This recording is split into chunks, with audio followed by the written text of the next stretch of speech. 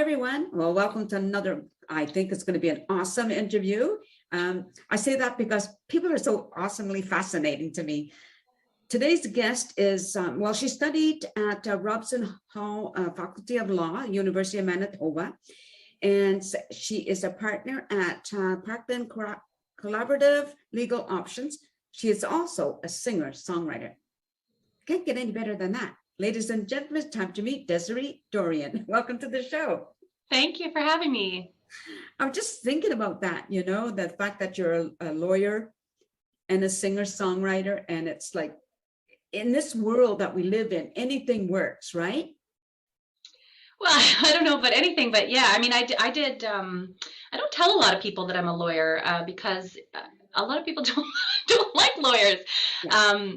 But you know, I did litigation work for over a decade, and that meant that I was tied to court dates a lot, and which really restricted my schedule. And so in the beginning of the pandemic, in July of 2020, I decided to open up my own practice and focus on collaborative work and mediation. And so I shifted my practice, which allowed me really to free up more time on the music side. So I'm doing law now about half-time, quarter time to half-time. And I do music, you know, half-time as well. So it's a good balance for me. That sounds awesome. Yeah. When you said, you know, a lot of people don't like lawyers, it's interesting because I've interviewed another lawyer, and he's actually going to be back on the show. And we were talking about that, you know, that it can take just a few to cause everybody getting a bad name sort of idea. And it's not fair. Well, I think people don't like lawyers until they need one. Yeah. So I should have qualified that. Yeah, for sure. Now tell me about your songwriting or singing songwriting. What type of music do you perform? Country primarily, but I'm also writing a lot in the roots genre right now, folk roots. Right. Okay. When did that all start for you?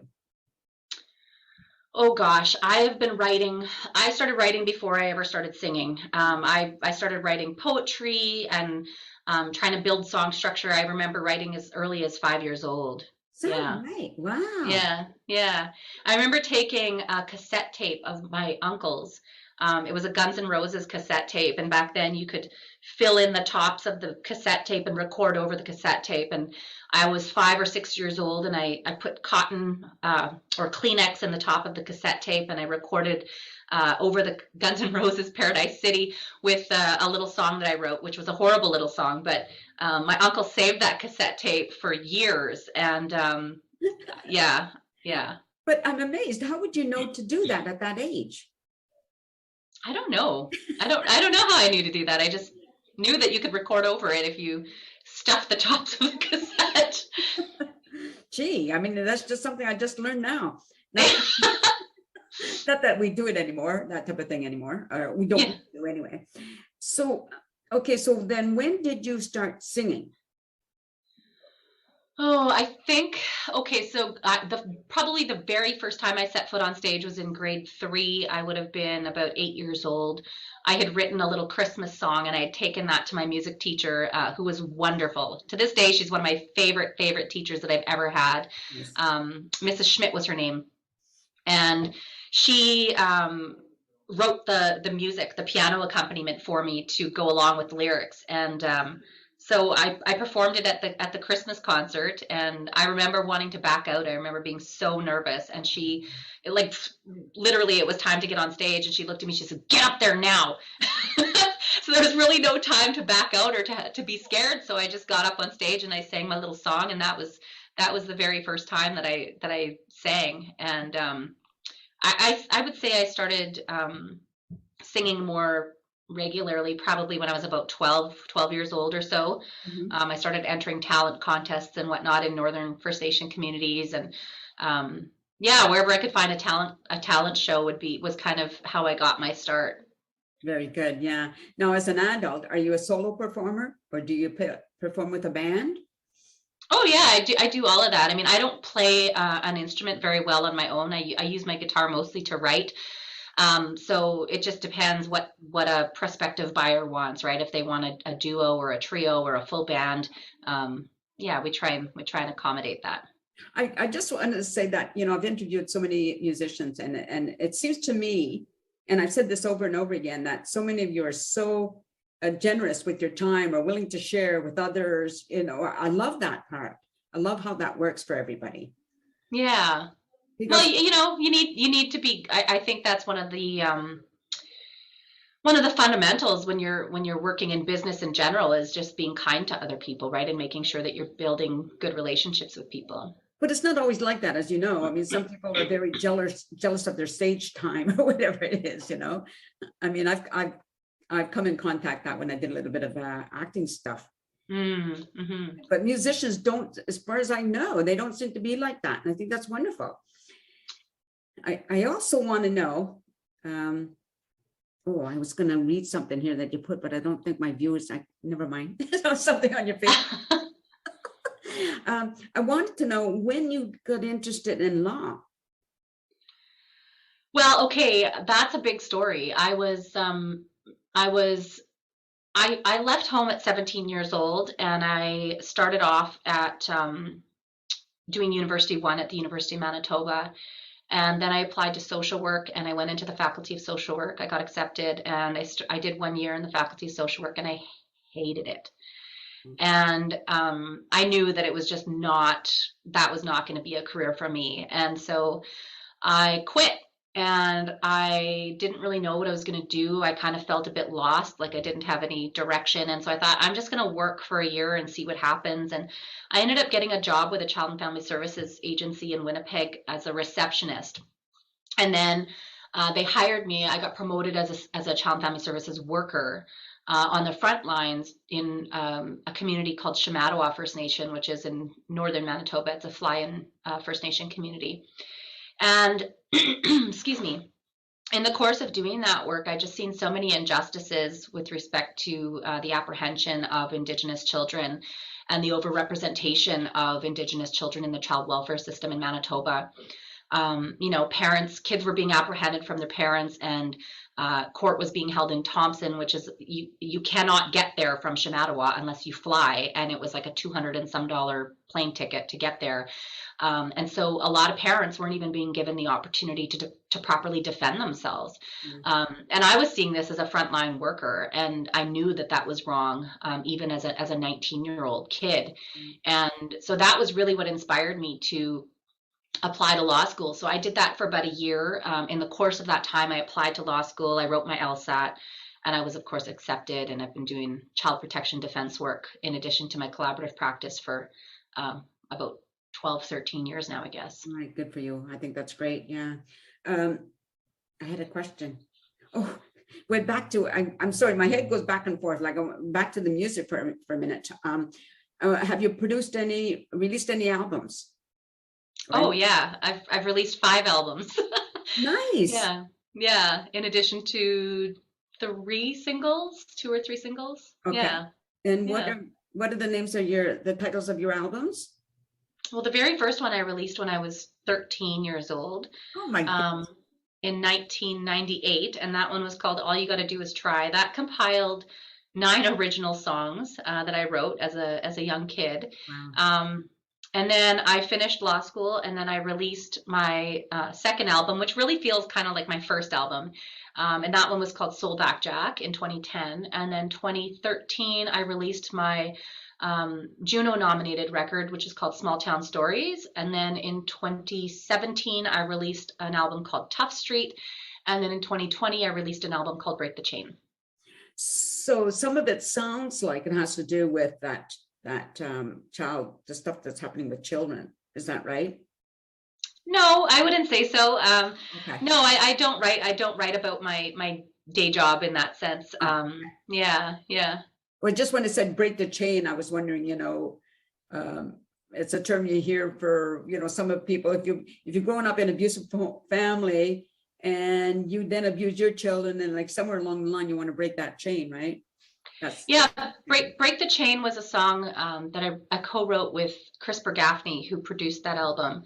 And it's a song about, being an intergenerational survivor of residential school and being a mother. So I have 2 daughters as well. And so, just the hope that I have for my children as kids who are also intergenerational survivors of residential school. Right. Wow. Mm-hmm. Okay, great. So where can, if somebody wants to find your albums, Where are they? Where could they get them? Yeah, all over, wherever you get your music. I mean, it's on iTunes, Spotify, Apple Music, Amazon Music, YouTube, wherever you want to get your music these days. So would they put in your name? Is that how Yeah, you just type in your name and your songs will come up? yeah, exactly. So what are you working on now, if anything? Yeah, well, I just released a song on April 15th that I've been working really hard at promoting, and that's called Wouldn't That Be Fun? It's a duet that I did with Dave Wasloo, who is better known as being one half of the Juno and CCMA award-winning group Doc Walker. And so I've been promoting that, and yeah, and then I've got I've got a bunch of shows happening this summer, and I continue to write. Writing is my first love, and so I write a lot.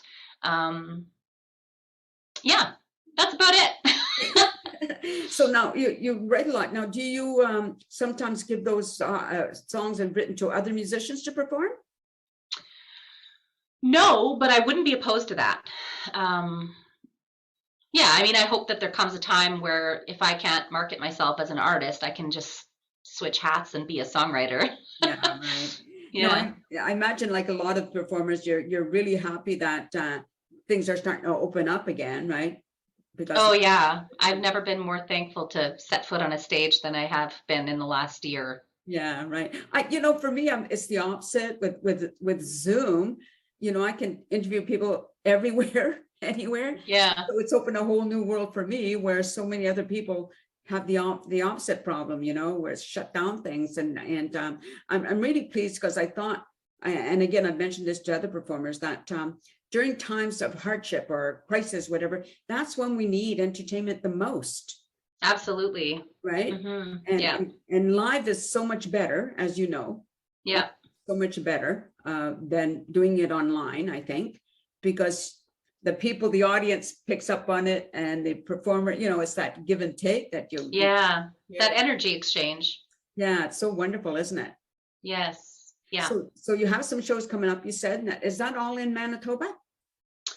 I have a show, my very first headlining slot on May 22nd at a festival called Manitowabe in Winnipeg, Manitoba. And then I'm booked to play Dauphin's Country Fest on July 3rd, which is, I guess, in central Manitoba. And then I'm embarking on a 2-week tour of Western Canada. So we'll be making some stops in Manitoba as well as Saskatchewan, Alberta. Oh, so you're not coming to BC? No, not that far. Not this time. Sure, that's too bad. If you ever get out here, let me know, so we can do a live interview. That would be fun. Yeah, for sure. I will do that.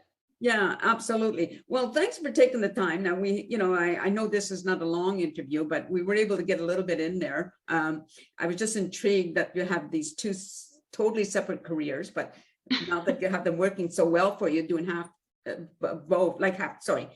of the time with doing one job, and it's freeing you up to do your other love, right? Yeah. Which is really great for you. And yeah, so that's really good. I should mention about you're a wine lover. Right? I love wine. Yes. So tell me about, because I don't drink alcohol. I'm not against drinking alcohol, but it doesn't like me. So tell me about being a wine drinker. Like, what kinds do you prefer? Red, my favorite is Malbec, and white, my favorite is Pinot Grigio. So I wish I could ask questions about these kinds of wine, but I don't know what to ask. You know what? I couldn't answer you anyway. I don't know a whole lot about wine. I've toured all kinds of vineyards all over the place in North America.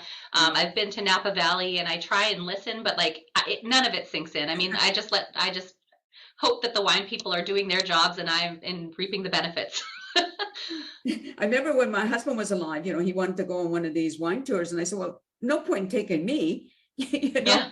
Right? You may as well go. If you're going to go, you're going to have to go by yourself, or find somebody else to go with you. Find someone who's going to enjoy the experience. Yes. Yeah, exactly. When I did drink a little bit, it was never wine or beer. For some reason, it really bothers my stomach, so I just drink hard alcohol. But again, that's funny. I'm a cheap drunk. Yeah. Just like this much alcohol with, that much mix sort of idea. Anyways. Yeah. Yeah, just thought I'd throw that in. Okay, so thanks for doing this. I forgot to ask you, do you have a website for your singing, for your songwriting? Singing? Yeah, it's DesireeDorion.com. Okay, nice and simple. So I'll make sure I include that. Great. Thanks for doing this. Just hold on. Yes. I'll say goodbye to the audience. Thank you, everybody, for watching. You've been listening to Desiree Dorion. She's in Manitoba. Like I said, she's a singer, songwriter. She's also practices law. And I just wanted to do this because I wanted to everybody to see how you can live in two different worlds. If you need Absolutely that, right? Absolutely. And one can complement the other. So thank you, everybody, for watching, and hope you like the show and tune in again, and take care and be nice to people. Doesn't cost you anything, and peace out, everyone. A sense of community, Chilliwack's a place to be. A sense of community where you're free. Rolling through the mountains, rolling through the valley, rolling through paradise with me. It's multicultural, you're sure to see it all. Chilliwack's the place to be, you'll see. Come party in the park, go dancing after dark. Chilliwack's the place to be, you'll see.